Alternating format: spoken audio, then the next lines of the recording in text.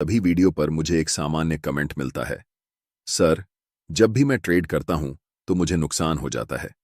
मेरा 10,000 रुपये का नुकसान हो गया, 50,000 रुपये का नुकसान हो गया और यहां तक कि 1,00,000 रुपये का नुकसान हो गया। मैंने तो सारे कैंडलस्टिक पैटर्न सीख लिए हैं, फिर भी मुझे लॉस हो रहा है। आप सभी ट्रेडर्स से मेरी एक रिक्वेस्ट है कि इस वीडियो को पेन और कॉपी के साथ देखें। मेरा वादा है कि आपकी 100 ट्रेड्स में से 80 से ज्यादा ट्रेड्स प्रॉफिटेबल होंगे। ये सभी नुकसान आपकी आम गलतियों की वजह से हो रहे हैं। आप चार्ट्स पर हैमर कैंडल देखते हैं और सोचते हैं कि अब मार्केट ऊपर ही जाएगा, इसलिए बाय कर लेते हैं और आपको नुकसान हो जाता है। मैं आपके भले के लिए बता दूं कि जब तक आप कैंडलस्टिक के साथ प्राइस एक्शन, सपोर्ट और रेजिस्टेंस, ट्रेंड लाइन, सप्लाई और डिमांड जोन को नहीं जोड़ेंगे, तब तक आपको प्रॉफिट नहीं होगा। जब तक आप कैंडल के पीछे की साइकोलॉजी को नहीं समझेंगे, तब तक आपके ट्रेड्स प्रॉफिटेबल नहीं होंगे। सबसे पहले कैंडलस्टिक पैटर्न की बेसिक फॉर्मेशन को समझते हैं कि कैंडलस्टिक पैटर्न कैसे बनता है। अगर आपने कभी गूगल पर किसी स्टॉक के बारे में सर्च किया है तो आपको एक ग्राफ दिखा होगा जिसे हम लाइन ग्राफ कहते हैं। यह लाइन ग्राफ हमेशा अधूरी जानकारी देता है, जिसके कारण हम कैंडलस्टिक पैटर्न का उपयोग करते हैं। कैंडलस्टिक हमें उस समय हो रहे मार्केट के हालचाल के बारे में पूरी जानकारी देता है। कैसे? चलिए देखते हैं। मान लीजिए कि किसी स्टॉक का प्राइस शुरुआती लेवल पर 10 रुपये था, लेकिन धीरे धीरे कम होता गया और 5 रुपये तक पहुंच गया। उसके बाद प्राइस तेजी से ऊपर की ओर बढ़ने लगा और 25 रुपये तक चला गया। कुछ समय बाद प्राइस थोड़ा नीचे गिरा और 20 रुपये पर आकर बंद हो गया। कैंडलस्टिक हमेशा दो कंपोनेंट से मिलकर बनी होती है, एक कैंडल का विक और दूसरा कैंडल की बॉडी। कैंडल का विक हमें बताता है कि प्राइस एक विशेष समय अवधि में कितना नीचे गया और कितना ऊपर गया। इस एग्जाम्पल में विक का निचला लेवल 5 रुपये पर होगा और ऊपरी लेवल 25 रुपये पर। निचले लेवल को हम लो कहते हैं और ऊपरी लेवल को हाई कहते हैं। कैंडल की बॉडी हमें यह जानकारी देती है कि उस विशेष समय में प्राइस कहां से शुरू हुई थी और कहां जाकर बंद हुई। इस एग्जाम्पल में प्राइस 10 रुपये से शुरू हुई थी और 20 रुपये पर जाकर बंद हुई, यानी 10 और 20 रुपये के बीच में कैंडल की बॉडी होगी। प्राइस जहां से शुरू हुई थी उसे हम ओपन कहते हैं और प्राइस जहां पर बंद हुई उसे क्लोज कहते हैं। अब हमारे पास कैंडल की संरचना तैयार हो गई है। आपको पता होगा कि कैंडल दो रंगों की होती है, एक हरा और एक लाल। जब किसी कैंडल की प्राइस कम रुपए में शुरू हुई हो और ज्यादा रुपए में बंद हुई हो तो उस कैंडल की बॉडी का रंग हरा होता है। लेकिन अगर किसी स्टॉक की प्राइस ज्यादा में शुरू हुई हो और कम में जाकर बंद हुई हो तो उस कैंडल की बॉडी का रंग लाल होता है।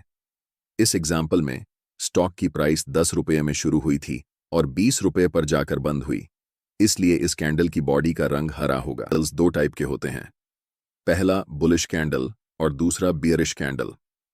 जब कैंडल की क्लोजिंग प्राइस ओपनिंग प्राइस से ऊपर होती है तो उस कैंडल को हम बुलिश कैंडल कहते हैं और इसका कलर ग्रीन होता है।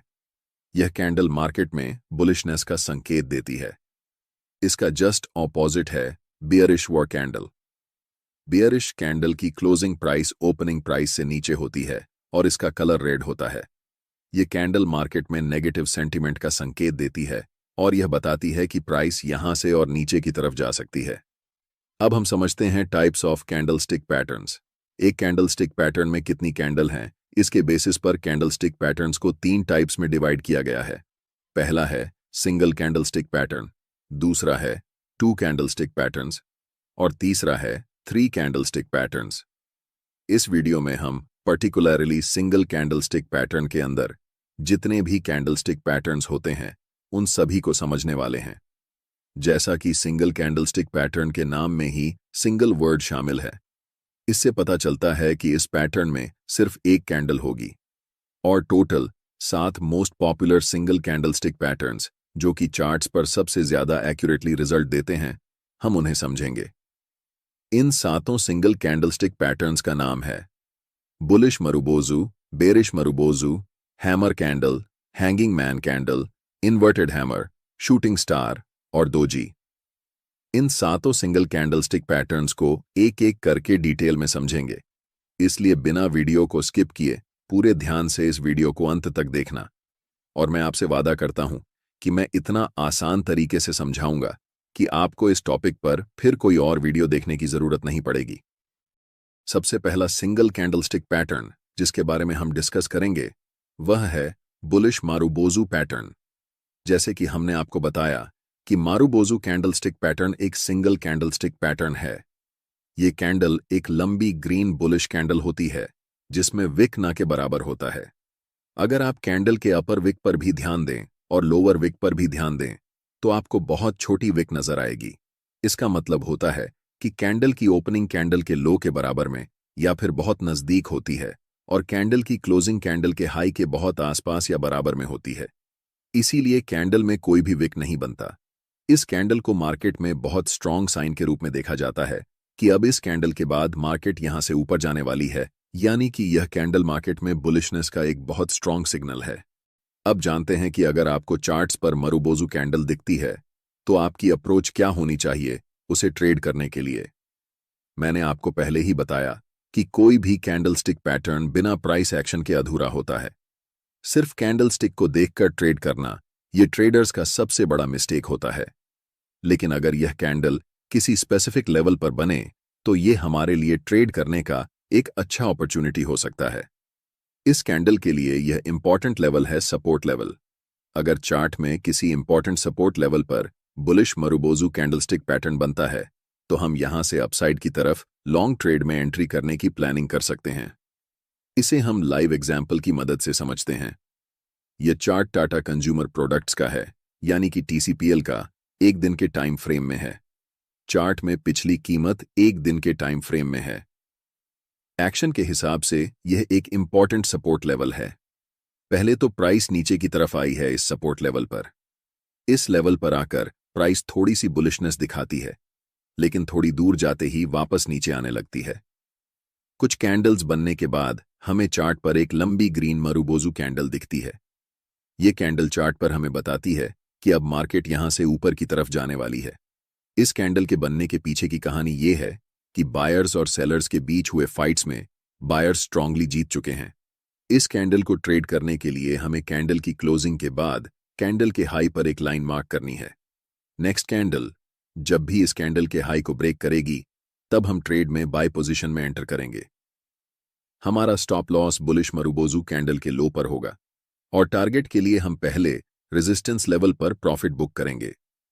ध्यान रहे कि हम सिर्फ कैंडल स्टिक के बेसिस पर ट्रेड में एंट्री नहीं कर रहे हैं। हमें कैंडल स्टिक के साथ साथ इंपॉर्टेंट सपोर्ट लेवल भी दिख रहा है, इसीलिए हमने ट्रेड में एंटर किया। अब हम बात करते हैं बेयरिश मारुबोजू पैटर्न की। यह कैंडल एक लंबी रेड बेयरिश कैंडल होती है और इस कैंडल में कोई भी विक नहीं रहता है या फिर ना के बराबर होता है, यानी कि वह नेग्लिजिबल होता है। इस कैंडल की ओपनिंग कैंडल के हाई के बहुत पास या फिर बराबर में होती है और कैंडल की क्लोजिंग उसी कैंडल के लो के बहुत पास या फिर कैंडल के लो के बराबर में होती है। और यही कारण है कि इस कैंडल की विक दिखाई नहीं देती। इस कैंडल से हमें मार्केट की बेरिशनेस का पता चलता है। यह हमें एक संकेत देती है कि इस समय मार्केट में बायर्स कमजोर हैं और सेलर्स बहुत ज्यादा मजबूत हैं। अगर यह कैंडल किसी स्पेसिफिक लेवल पर बने, जैसे रेजिस्टेंस लेवल पर, तो यह हमारे लिए एक बेरिश ट्रेड की अपॉर्चुनिटी हो सकती है। यह कैंडल बेरिश मार्केट का सबसे स्ट्रॉन्ग सिग्नल होता है। ऐसे कैंडल को देखकर हमें मार्केट में अलर्ट होना चाहिए। हम इसे लाइव एग्जाम्पल के साथ समझते हैं। यह एक इंपॉर्टेंट रेजिस्टेंस लेवल है और यहां पर हमें एक स्ट्रॉन्ग बेरिश मारुबोजू कैंडल दिखती है। इस कैंडल को ट्रेड करने के लिए सिंपली हम इस कैंडल के लो पर एक लाइन मार्क करेंगे। अगली कैंडल जब भी इस कैंडल के लो को ब्रेक करके नीचे जाएगी तब हम सेल साइड एंट्री लेंगे। ट्रेड में हमारा स्टॉप लॉस इसी कैंडल के हाई पर होगा और टारगेट नियरेस्ट सपोर्ट लेवल पर। ध्यान रखें, सिर्फ कैंडलस्टिक को देखकर ट्रेड नहीं लेना चाहिए। जब तक आपको रेजिस्टेंस लेवल यहां पर नहीं दिखे तब तक आप ट्रेड में एंट्री करने की मत सोचें, क्योंकि रैंडम मारुबोजू कहीं पर भी बन सकता है। लेकिन अगर यह कैंडल किसी रेजिस्टेंस लेवल पर बने तो यह हमारे लिए एक हाई विन रेट वाली ट्रेड अपॉर्चुनिटी होती है। अगला मोस्ट इंपॉर्टेंट कैंडल है हैमर कैंडलस्टिक पैटर्न। इस कैंडल की बॉडी की साइज बहुत छोटी होती है और अपर विक बहुत छोटी या फिर नहीं होती है, लेकिन लोअर विक की साइज बॉडी की कंपैरिजन में 2 से 3 गुना बड़ी होती है। यह कैंडल डाउन ट्रेंड के बाद बनती है और यह हमें संकेत देता है कि प्राइस अब यहां से ऊपर की तरफ जाने वाली है। इसलिए इस कैंडल को हम बुलिश रिवर्सल कैंडलस्टिक पैटर्न के अंदर रखते हैं।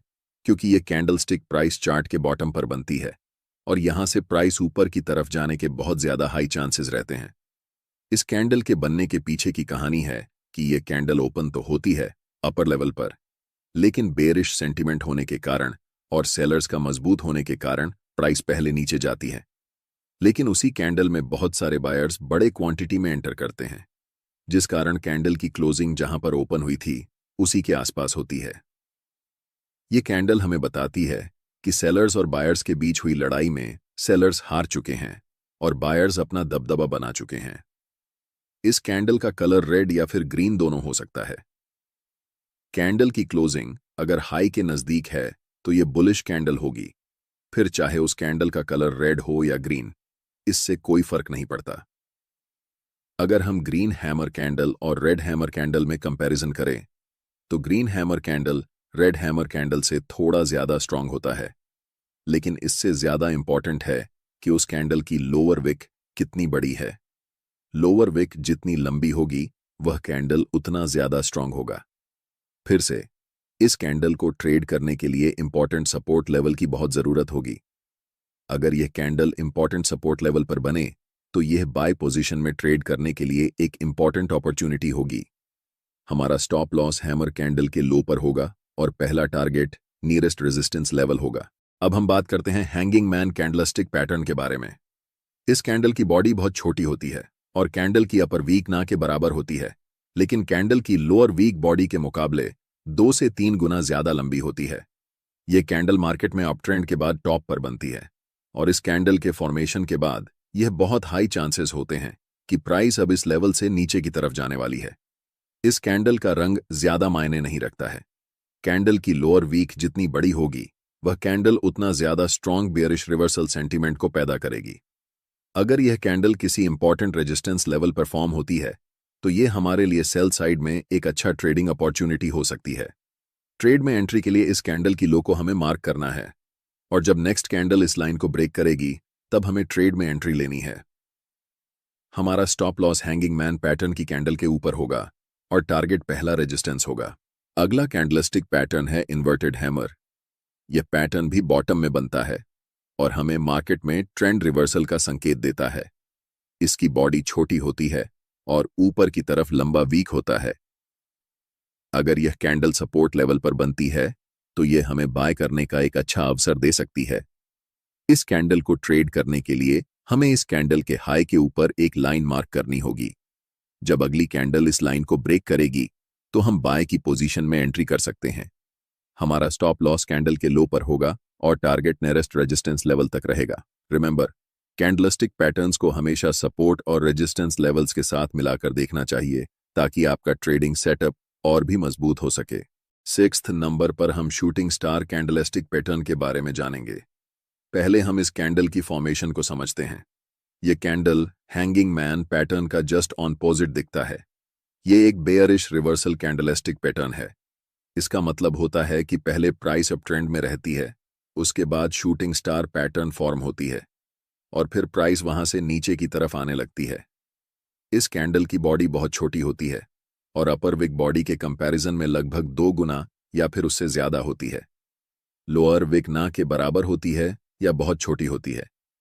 इस कैंडल की जितनी बड़ी अपर विक होगी यह कैंडल उतना ज्यादा स्ट्रॉन्ग बेयरिश कैंडल होगा। कैंडल का कलर ज्यादा मैटर नहीं करता, सिर्फ मैटर करती है कि कैंडल की अपर विक कितनी लंबी है। इस कैंडल के बनने के पहले प्राइस अप ट्रेंड में रहती है, यानी कि बायर्स मजबूत रहते हैं। लेकिन यह कैंडल हमें बताती है कि बायर्स पहले तो स्ट्रांग थे, लेकिन सेलर्स ने मजबूती से बायर्स को हरा दिया और प्राइस को फिर से वापस जहां ओपन हुई थी वहीं पर क्लोज कर दिया। इस कैंडल में ट्रेड करने के लिए सबसे पहले यह कैंडल एक इंपॉर्टेंट रेजिस्टेंस लेवल पर होनी चाहिए। कैंडल के फॉर्मेशन के बाद अगर next candle shooting star candle की लो को ब्रेक करती है तब हम ट्रेड में सेल साइड एंट्री लेंगे, जिसमें हमारा stop loss shooting star candle के ऊपर होगा और पहला टारगेट नियरेस्ट सपोर्ट लेवल होगा। उसके बाद हम ट्रेल करते जाएंगे। अंत में हम बात करते हैं 7th candlestick pattern doji candlestick pattern के बारे में।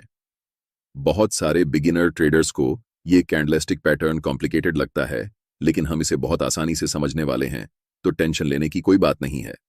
डोजी कैंडलस्टिक पैटर्न तब बनता है जब कैंडल की ओपनिंग और क्लोजिंग एक ही प्राइस लेवल पर हो जाए मतलब प्राइस जहां से ओपन हुई थी वहीं जाकर क्लोज हुई। कैंडल की अपर विक और लोअर विक साइज में वेरी कर सकती है। ऐसा हमेशा नहीं होगा कि यह दोनों इक्वल होंगी। ये कैंडल हमें बताती है कि मार्केट में बायर्स और सेलर्स के बीच बराबर की ताकत है।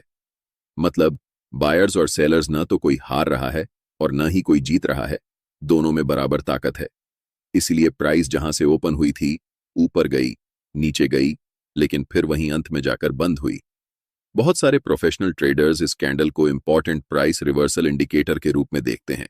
सिंपल भाषा में समझें, प्राइस ऊपर की तरफ जा रही है और वहां पर एक इंडिसीजन कैंडल यानी कि दोजी कैंडल बनती है। इसे डिकोड करने की कोशिश करें। प्राइस ऊपर जा रही थी, मतलब बायर्स मजबूत थे और सेलर्स कमजोर थे, लेकिन एक ऐसा पॉइंट आया जहां पर दोनों बराबर हो गए, बायर्स और सेलर्स की ताकत बराबर हो गई। सोचें, अगर ऐसा सिचुएशन एक इंपॉर्टेंट रेजिस्टेंस लेवल पर आए और अगली कैंडल दोजी कैंडल की लो को ब्रेक कर दे, तो यहां से हमें डाउनसाइड की रैली दिख सकती है। लो ब्रेक होने पर हम ट्रेड में डाउनसाइड की तरफ एंट्री कर सकते हैं। हमारा स्टॉप लॉस दोजी कैंडल के ऊपर होगा और पहला टारगेट सपोर्ट लेवल होगा। उसके बाद हम स्टॉप लॉस को ट्रेल करते जाएंगे। यह पहली सिचुएशन हुई। यह कैंडल सपोर्ट लेवल पर भी बन सकती है। इस सिचुएशन में प्राइस अगर कैंडल की हाई को ब्रेक कर दे तो यहां से अपसाइड की भी एक रैली देखने को मिल सकती है।